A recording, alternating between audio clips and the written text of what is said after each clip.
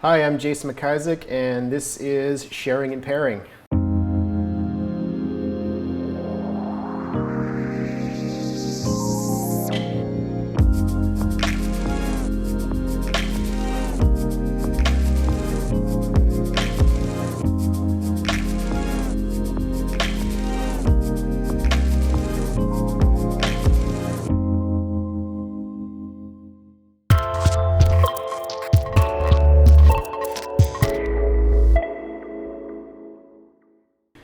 As a chef, I followed many different chefs and studied their works, and one in particular that I truly love and followed for years is Alice Waters.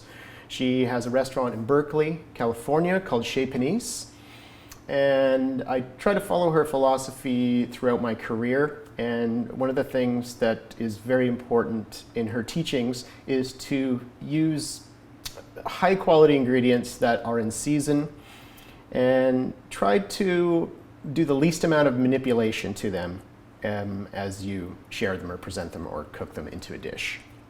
And today we are going to use some heirloom tomatoes, which I love very much, and some goat's cheese from Salt Spring Island, David Wood's goat's cheese, some soft stuff.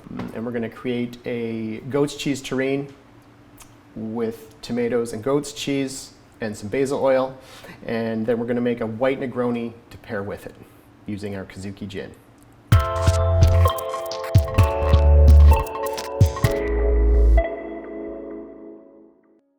We have these beautiful heirloom tomatoes. So what we'll do is do some very thin slices of these tomatoes.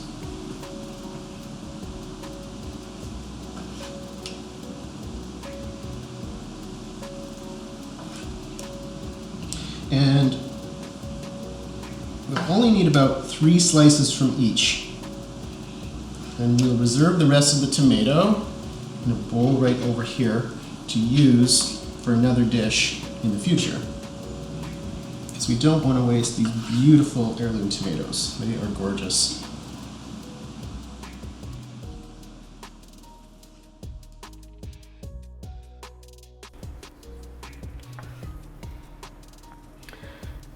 And 3, there we go. So as you can see, they are quite a bit larger than the ring mold, but what we will do is put the ring mold over, press down, and then use a knife to cut around and cut away the excess piece of the tomato, or the extra stuff. And set it aside. Do the next one, and they do not have to be perfect.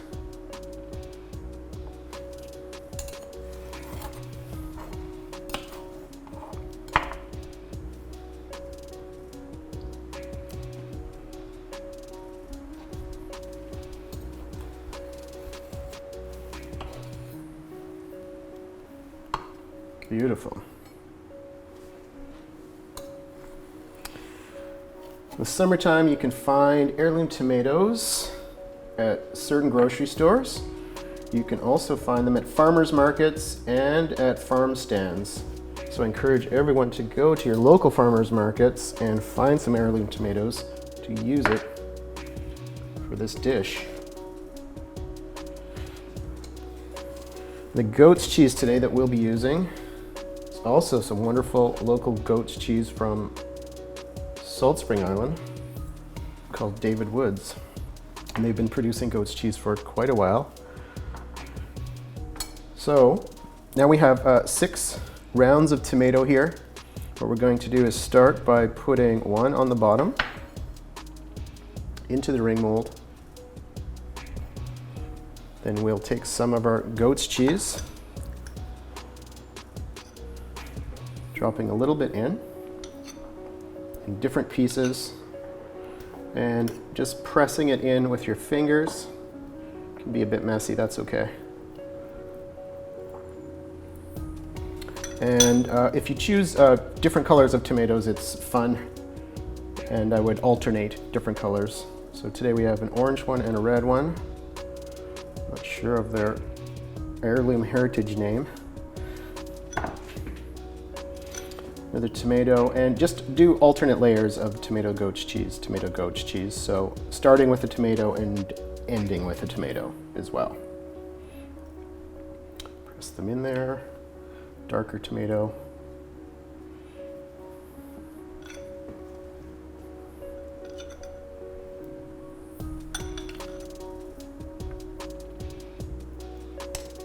Try to distribute it evenly inside the goat's cheese. And pressing it in again. Not too hard, just firm enough to push it down a little bit. Now you can serve this as a single portion, or you can have people share it, and depending on the size that you make, of course, too. But it's always a fun one to share. Tomato, more layer of goat's cheese.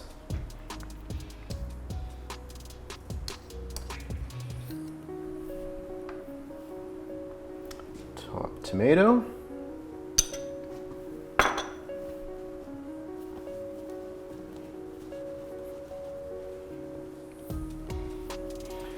Press it in gently. There we go. Now you can transfer Terrine. Nice plate. It should all stay in there together. If not, you can slip a knife or a spatula underneath to hold it in place. Put it in the center of the plate. Then take your fingers and gently press down as you lift the mold up. There we go. Very simple, very lovely. And to add to that, we are going to make basil oil. So we're going to use fresh basil that we have right over here. And we're going to blanch the basil, meaning put it into boiling water for about 30 seconds only.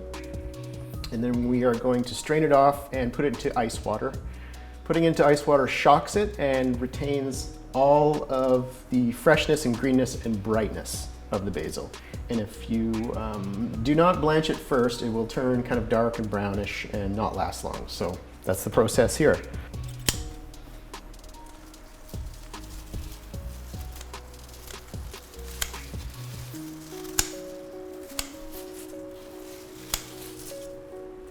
How much should we use? I would say a generous handful. It's more like 2 handfuls. And now we're going to bring that over to the stove and put it into the boiling water. Just going to turn it up a bit. There we go.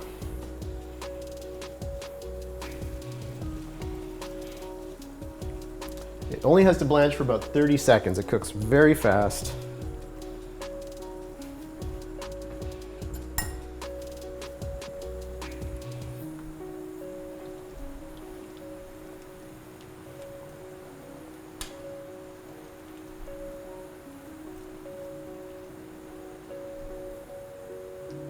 If you try to make basil oil without blanching it, it will quickly turn dark and brown. It will still have a nice flavor, but it won't be as beautiful and vibrant.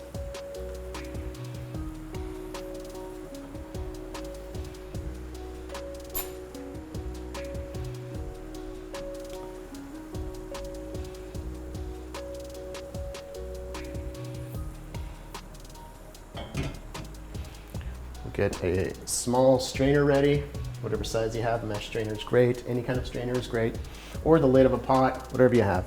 And we have some ice water here handy so we can plunge it in right away.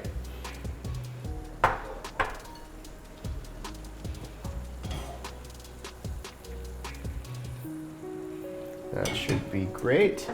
Turn that off, bring it over to the sink to strain.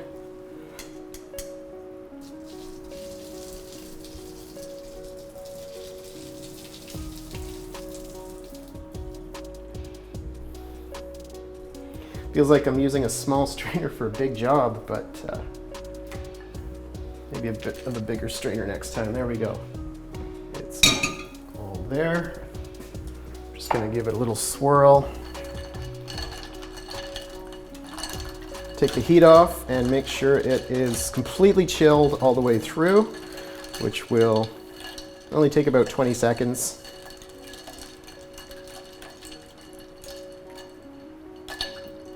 Then we will take the basil out, squeeze some of the water out gently, and place it in some paper towel just to remove the rest of the moisture.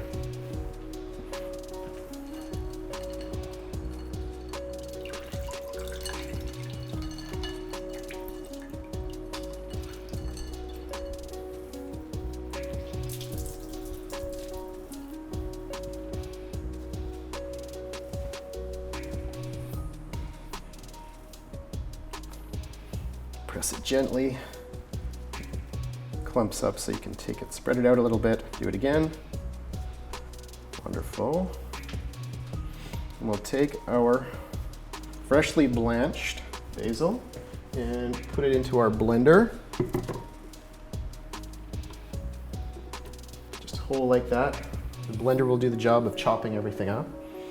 And then we'll use half a cup of avocado oil or vegetable oil and blend it up. And blending will take about 5 minutes. So I would say blend it for a minute and then scrape the sides down, 2 more minutes, scrape it down, and then the remaining time. So let's give it a go.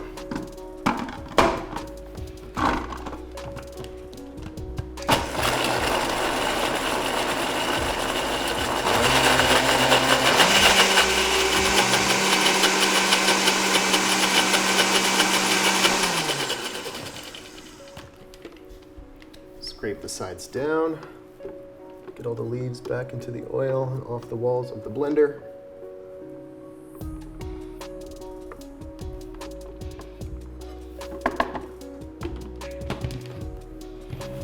Start it out slow and then bring it back up.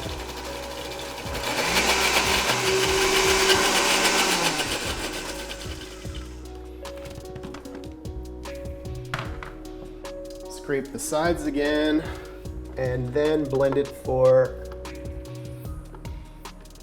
another couple of minutes. But just to save time, we are going to skip that for now and just show you the process of straining it. So remove it and pour it into the cheesecloth strainer and into the vessel, using a spatula to get all of the goodness you've created to there.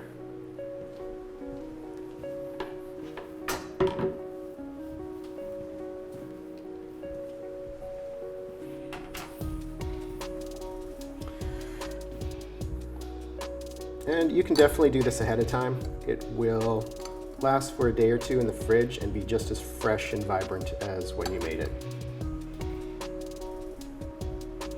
So what I've done to save time is I did one ahead of time. So the end result is very green, rich, and vibrant. And to finish up the dish, we will garnish it with a couple of cherry tomatoes, if you like, round. Maybe on top, maybe put a little bit of salt around and on top to keep that tomato in place.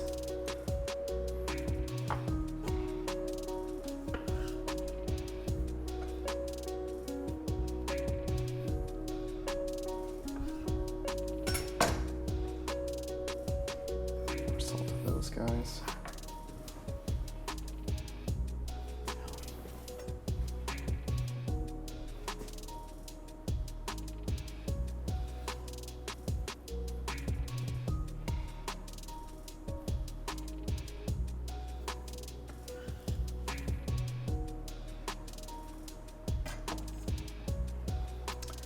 Now you can garnish the top with a bit of fresh basil. It's a nice look. A little place to stick it. There we go. Some black pepper. freshly cracked.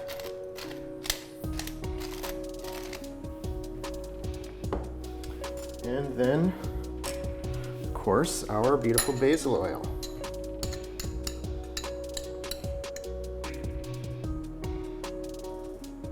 Which has wonderful color and excellent flavor as well.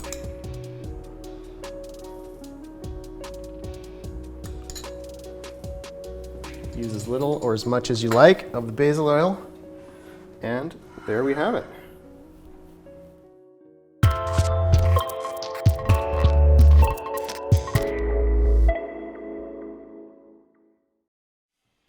So now we're going to make the white Negroni to go with our goat's cheese and tomato terrine. We are going to use a dry vermouth, a white Amaro for bitterness, and we're going to use Kazuki gin. I really like Kazuki gin in a white Negroni. The citrus notes and the cherry blossoms and everything just flow so well. It really is a very simple but delicious cocktail. So we will start with our mixing vessel and fill it with ice.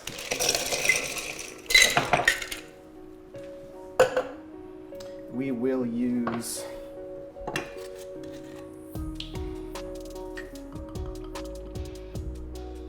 one part Amaro,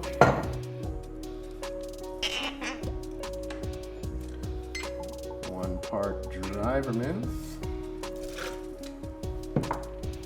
and of course, 1 part Kazuki gin.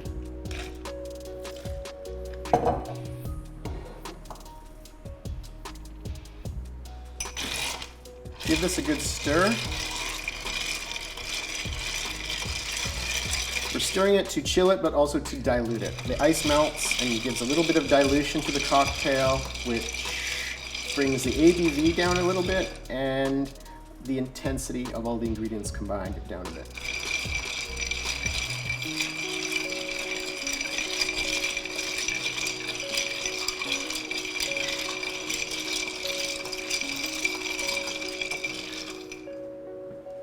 There we go. Now we will strain this into our rocks glass.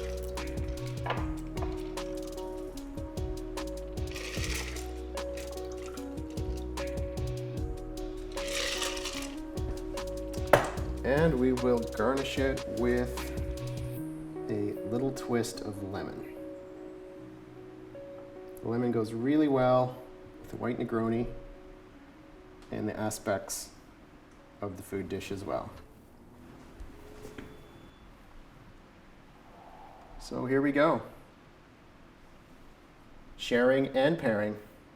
White Negroni, goat's cheese terrine.